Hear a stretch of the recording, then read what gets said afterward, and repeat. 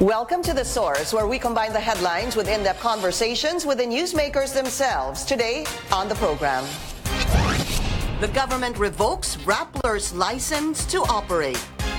But the online news agency isn't backing down. The speed at which this has happened and the kinds of attacks that media in general has gone through shows a very political nature of this decision, and we will be challenging this in court. While the government stands by the Security and Exchange Commission's decision, we have nothing to do with the SEC decision.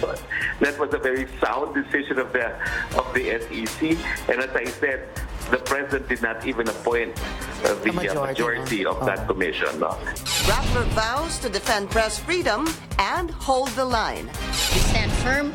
It's good. This is a moment that we will say, we stand for press freedom. Rappler's Chief Executive Officer, Maria Ressa, joins us live. And later, amid easing tensions between North and South Korea, take a look at what's inside Pyongyang on today's In Focus.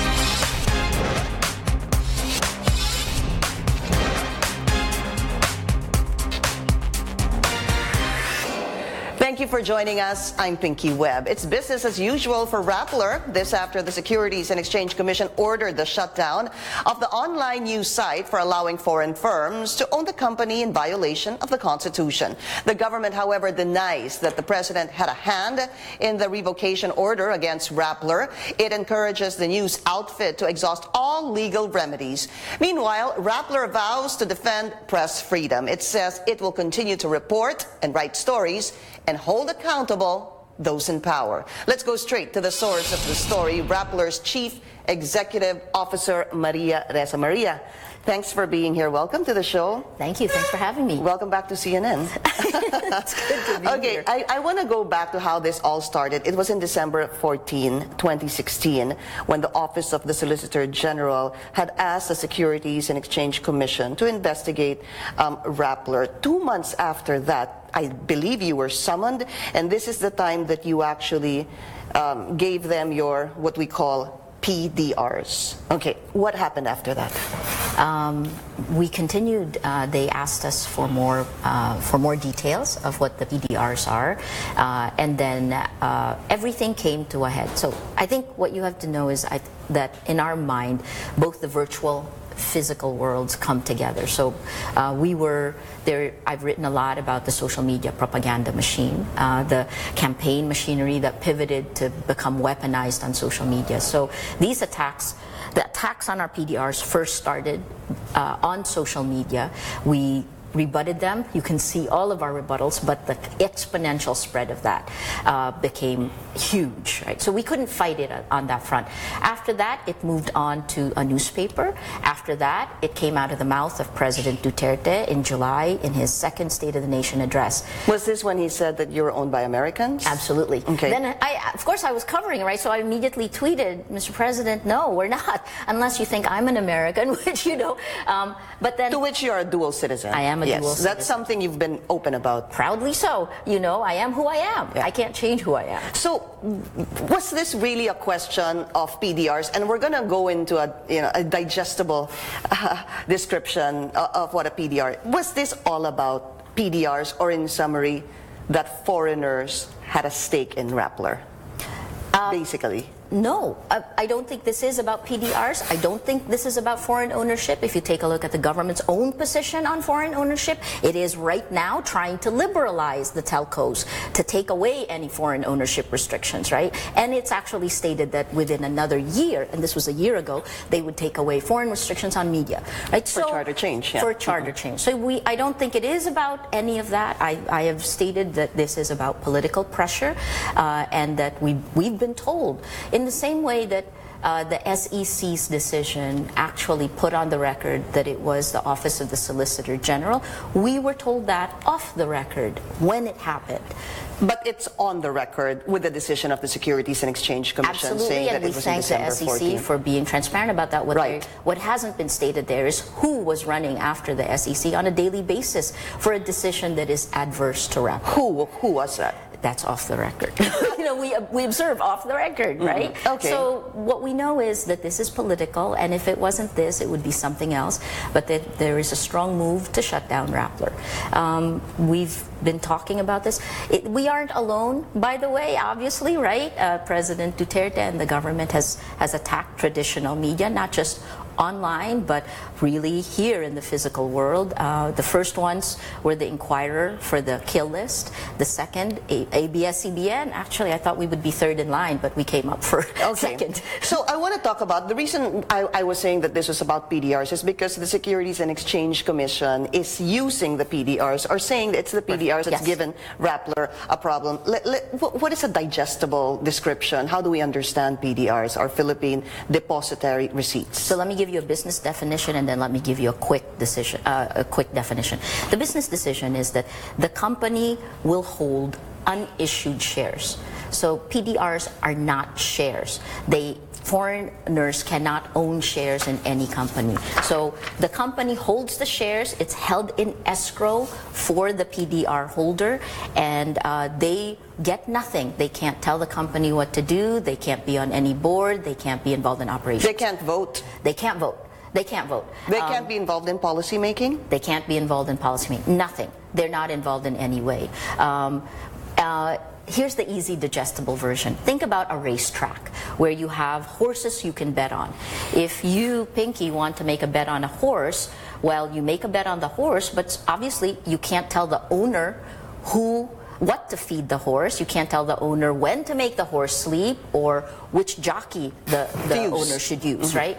And then if the horse wins, you can get your winnings. That's kind of what it is, and I think the last part of this is that Rappler is also unique in that we're a startup. So we walk into a whole tech world where venture capital is part of the lifeblood. So it's complex in that way. So it's a obviously financial instrument. Yes. We have graphics on this, which we showed while you were explaining the analogy there. But just a description. I think this is coming from the stock exchange, which I saw from Verifiles. Okay. Okay. Exactly what a Philippine depositary receipt is: a security which grants the holder the right to the delivery of sale of the underlying share. PDRs are not evidences or statements nor certificates of ownership of a corporation. Okay, so it's an investment. Absolutely.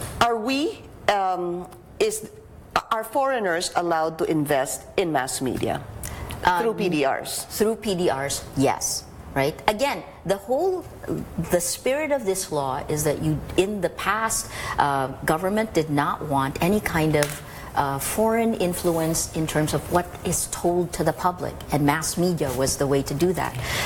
That's the spirit of this law. Right, because they didn't want any influence whatsoever coming from an external country. Okay, so that is allowed because from your press conference also, you did say that other media outfits, in fact, issue PDRs to foreigners as well. Our PDRs follow ABS-CBN's and GMA7's PDRs because there's precedent for it, and again, I think because we were a startup, the difference between us and GMA and ABS-CBN, they're publicly listed companies. You had to issue PDRs obviously to raise profit, is that correct? I needed to issue it for two reasons, right? I mean, because people ask me, so why get investors from outside the country? Yes, I was going to go to that. Yeah. For me, it's simple, right? Because I've worked in this environment for a period of time. Any businessman here can be pressured in some way. Any businessman, especially a businessman with interests in other industries, particularly regulated industries, right? So what I was after, you know how stubborn I can be, right? As our ex-boss knew, we wanted to be truly independent. And I felt like not only did I need money to grow outside the Philippines, which is what this raise was for, we had set up a tech platform and we set up Rappler Indonesia. Right. But aside from the actual money, we wanted independence. So precisely. So you wanted a foreign investor because you wanted independence, something you feel you would not be able to get here. I take a look at our business. But don't you have Filipino investors here who have stakes in various businesses as well? And built into our shareholders agreement with the Filipino investor is this clause that says that all business and editorial decisions are going to be made by the journalists. we want It was control. very clear there. We want control, and we will not give up control. And the irony again with this is that they're saying we're giving up control. Hello. Okay, we're going to go into the decision of the Securities and Exchange Commission. However, I still need to understand this, and of course for the benefit of the viewers as well. So you needed investors, and you chose to get additional investors abroad because you wanted some neutrality or impartiality or no influence at all in the kind of journalism Rappler undertakes. How can you be certain that the two investors, foreign investors that you got, will not give any pressure or extend any pressure on the journalists of Rappler? They chose it. I mean, we really chose strategic investors. Investors, one, if you look at one, is journalists, veteran journalists, the former head of the Washington Post and the Wall Street Journal, and the former COO of Reuters. And the other one is a tech and civic engagement company. Pierre Omidyar founded eBay. He's very strong in civic engagement. This is a foundation. This is a network he set up, right? So. But they weren't the only ones who wanted to join our Series A fundraise. There were Singaporean companies, Japanese companies. I wanted some groups I could learn from and who would take what we were doing and expand it outside the Philippines. We have very big ambitions. It doesn't begin and end with the Philippines. The best part about an internet company is that you've got a global audience, right? So, well, I think I just want to clarify the two battles that we feel are here, and you're taking apart the business one, but there's the corporate one, which we can exhaust, but there's also, for us, more important, which the SEC decision didn't really address, is the press freedom issue. And I'll shut up. I feel like that we're demanding rule of law. Okay. All right. So let's go to the decision of the Securities and Exchange Commission. I'm just going to bring up this graphics while we're on the conversation of who owns Rappler. You have 98.77% Rappler Inc. Yep. And then you have Omidyar, which you already mentioned a while ago, and North Base Media. Yep. That's what we're showing them right now. But here's the question still in my head. Why would Omidyar and North Base Media invest in Rappler? What's in it for them? So I can't speak for them, but I can tell you what they've said in the past. Okay. Part of it was that we were ahead. We were ahead of the pack. And this sounds really self-serving, but there were things we were doing at the time they invested that no other media group was doing, no other tech group was doing. We were really a juncture of different vertical strands, and part of the reason they were interested in us, this is what they've said on the record, is that we found new processes, we found new business models. Media has got to shift, right? We found new ways of So it's a paradigm shift for the media industry here in the Philippines. Not just in the Philippines. What they wanted to do was to see if they could take lessons from us and bring it to the rest of the world. Which, of course, Rappler, you started this in 2012. I'm going to go to this because we're talking about Omidyar already. Sure. And this seems to be the focus of the decision. Let's bring that so our viewers can see the decision. The Omidyar network, PDRs, contain a provision wherein Rappler is required to seek approval of the Omidyar network PDR holders on corporate matters. The source of this would be the SEC decision, Maria. Sure. Well, what is left out of that is exactly, part of our explanation for this is, number one, this clause covers the instance. It's actually a repeat of another clause that's already inside everyone's PDRs. It's just a repeat. Number two is that was about... Sorry, Maria, a repeat of what? Of another clause. Yes, that it requires approval from Omidyar? It's a protection clause. So, for example, if I were to invest in CNN Philippines and tomorrow CNN Philippines decides to become a laundromat, or to become an advertising agency. There's a clause there that normally says that if you change the business, if you change your business significantly, that you'd let them know. Because technically, we even had the power to do everything, change it, without even letting the PDR holders know. And so that's the spirit of that clause, right? Having said that, the way the SEC interpreted it obviously is not. We disagree with that interpretation. Number one, because even if they voted against it, they can't make us do anything. We're not under their control, nor do they want to control us. Mm-hmm. In fact, the information flow goes, they look at what we do so they can learn lessons from what we do, right? And I hope they'll tell you that themselves, but you can talk to them. So for me, if it is about control, My gosh. I think the most control any group any journalist group has is in this one. And I'm not about to give up again. I think people who've worked with me, I hope you still like me. People who've worked with me know that I am a little bit of a control freak. All right, we'll be taking a short break. This is a source on CNN Philippines, still to come after the SEC decision. What's next for Rappler? Rappler CEO Maria Ressa will still be with us after the break.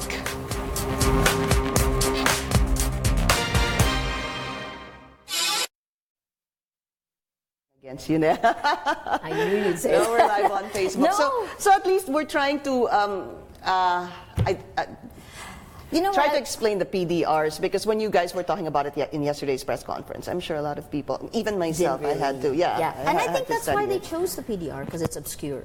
But I think in this, if I can go back to the Omidyar one, right? Yeah. We submitted it, and it was accepted by the SEC. No, I was going to go back to 2015. Yeah. So my next question would be: is there anything in 2016 that was different from the PDRs you submitted in 2015? Because you were using that yesterday, it was accepted. Yeah, in 2015. Yeah, okay, we're going to go there. I'll talk about. I can talk about. Again, for me, good faith, and then also after that, the punishment, right? Even if they find that that's wrong.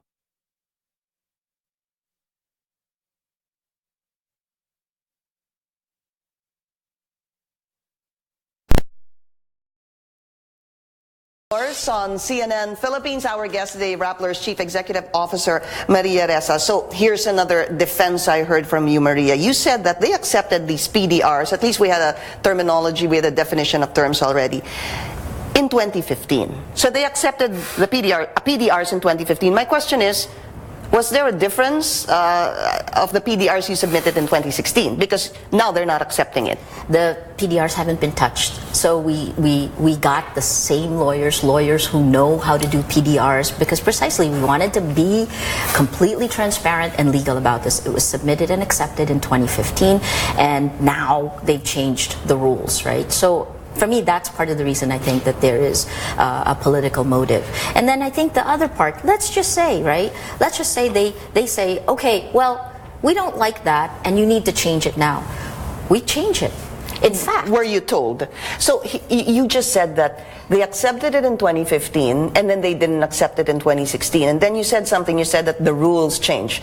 Did the rules change? Obviously. Were there rules that were changed? No, not officially, but the interpretation. So again, I also think that we weren't given due process, because if they tell us, hey, by the way, we don't agree with this, change it.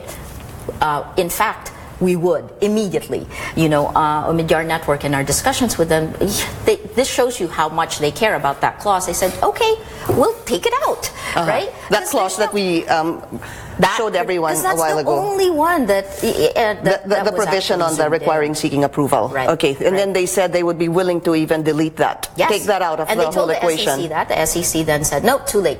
So, if you're saying that there should be due process, from my understanding, Maria, there was no precedent of this. This is the first of its kind. Yes. So why are you saying that if they were going to change something, they should have at least told you, because they didn't follow due process? From what precedents are you basing this from? So this isn't the first time that the SEC has gone after a company. It's the first time it's gone after a media a company that has public interest, right? In which case, again, you have the business corporate side of it, which sends a signal to international investors, and then you have the press freedom side. So I would say, if anything, the government should go overboard to make sure that, there is due process. It skipped a step. We never got a chance to talk to the Supreme Court in mind, but we never got a chance. SEC chairperson. Yeah, we never got a chance to actually. After the special panel came out with its decision, we didn't see that decision. We weren't given a chance to respond to it. We weren't given a chance to talk to the SEC. But Maria, what if they say that we've been investigating you since December of 2016? They put everything down to this one clause. That, again, I'll say, if it was a normal company, they would tell the company, change this, and give them a year. This is something that we've seen in other records, right? They would give them a year to change the clause, because in the end, the SEC is a business body, and it wants to make sure business operates, right? And follow. It doesn't void, nor does it take that extra extra step of revoking licenses, that actually impacts our Filipino investors, all of us, a lot more. So it's a question of, again, with this supposed seeking approval, is the decision says that anything less than 100% owned is a violation. That's what I really want to discuss, because anything less than 100% Filipino control is a violation. They don't own it, though. They don't own it. So where is a PDR? Where does it say that they actually own, or that they can tell us what to do? Here's the other part. If you think about it, you take that clause further. All right, so they vote against it. I would still do it. It doesn't say anything. That's a repeat clause that is in every single PDR. So they are investors, but they're not owners. Absolutely, they're not shareholders. Yeah. In fact, again, we go back to that definition of the horse. Rappler Holdings. Well, I was just going to say Rappler Holdings has the shares. They're 98.77%. Rappler Holdings, 98% owns 98% of Rappler Inc., as you saw in that, right? But the shares for the PDRs are not owned by them. Rappler Holdings has them. They're unissued and they're held in escrow by the company. The PDRs, you actually have to ask, why would people invest in PDRs? It's because they believe in the company. But that's what I asked you. I mean, what's in store for them? I asked you that a while ago. Yeah. It's really either what? The horse race. Yeah, to win? We can win big, or they can lose their money. 90% of startups actually fail. Right? But what do they get from us? I can tell you what they've gotten from us. They've seen how we do civic engagement. Okay. We have something called Project Agos, which is a disaster risk reduction platform. There have been lots of things that we've tried. But they're business people. They're business people with key interests. Omidyar Network is both a for-profit and not-profit. It's a VC. And then NBM is a venture capitalist. Well, have they gotten any return on investment? None. I'll tell you the other one. Well, thank you. None of our investors have gotten a return. So I guess the next question would be, why would they invest in any company if they're businessmen and they know that, well, two things. You're very critical of the government and you've probably earned the ire of the president, and they have nothing to gain from Rappler. Could you respond to that?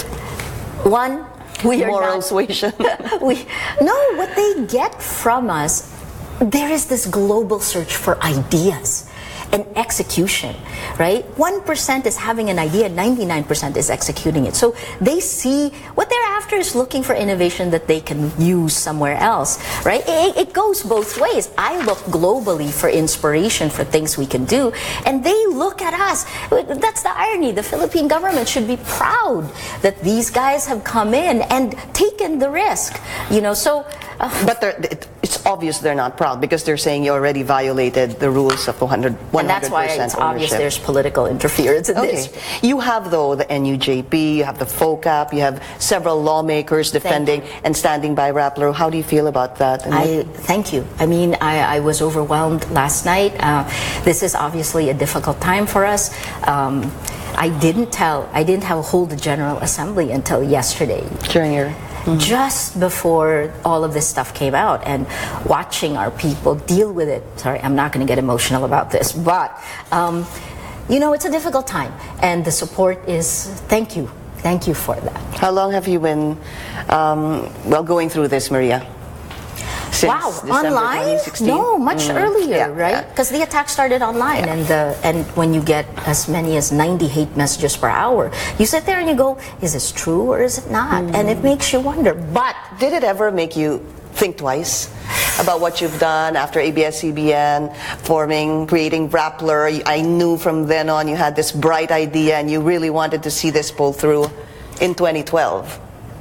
I don't think we have a choice. For me, I mean, no, I have no second thoughts on this. And our people and the support that we've gotten yesterday, I thank, my friends who are in media and outside internationally. This is necessary. Media has to transform. We all have to do that. And it was very difficult to do it in a large organization. So we needed to create something like Rappler. And now it is necessary for us to stand firm on this. We will fight this. Do you regret, though, having to don't know, have issued PDRs, and now that's being the cause of the revocation of the license of Rappler? No, because if it wasn't PDRs, it would be something else. It won't stop there. But the President and Secretary Harry Roque was already interviewed yesterday, and he was saying that the government had no hand in this. I want to bring this in. Let's listen to the soundbite of Secretary Harry Roque. So there is here a limitation on freedom of the press that it should be only Filipinos. And I think the SEC is the local body that determines whether or not the corporations comply with these constitutional requirements. We have nothing to do with the SEC decision. That was a very sound decision of the SEC. And as I said, the President did not even appoint the majority of that commission. No? Yeah, the government had nothing to do with this SEC decision. Reaction? It's not true. That's not what we have heard. And, we'll continue doing the stories. Again, let me just point out, we are not against the government. The role of journalists in a democracy is to help government come up with the right decisions. Although it is publicly questioned and could be seen as criticism by thin-skinned people, in the end, that's our role. But what's their next course of action? Can you still do an MR with the SEC? Or, although I did read it's final and executory, but sometimes even it's final and executory, you can still file an MR, or do you go to the Supreme Court or Court of Appeals? Our lawyers have this. It isn't final, and it isn't. It did jump a step or two to get to the final en banc decision of the SEC, but we have legal recourse. And I'm not exactly sure where the lawyers will take it now. I spent, in the last 3 or 4 months, I spent a lot of time with lawyers. But I'm willing to take this battle all the way, And again, for me, think about it like this, right? I had the opportunity to set up Rappler in Singapore because after I left ABS-CBN, I wrote a book. I was in Singapore. And all it would have taken was $1 Singapore and a day to set it up there.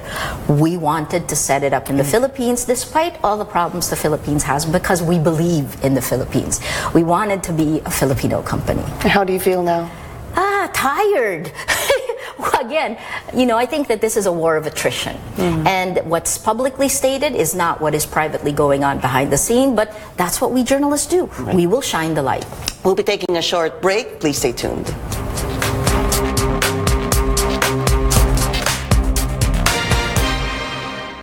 This weather update is brought quickly is you didn't tell us exactly where you're going to go, either SEC, CA, or SC, but you have 15 days for an We have MR, 15 right? days, yeah. I can't tell you because I'm not sure where the lawyers are going to be. Yeah, but we'll take it through. Originally, I thought we could do an MR with SEC, but we can't. I think, but they're still divided. It's so gray, diba? Including even the rules of the Sun M Spray. Relieves sore throat the easy way. You're watching The Source on CNN Philippines. Our guest today, Maria Ressa. Maria, very quickly, are you questioning the credibility of the members of the Securities and Exchange Commission? Nothing personal. I'm not questioning their credibility. I'm questioning their decision. Okay, 15 days for a motion for reconsideration. It's business as usual at the Rappler headquarters. How's your team? Good. I think, like in anything, journalists are in this for the mission.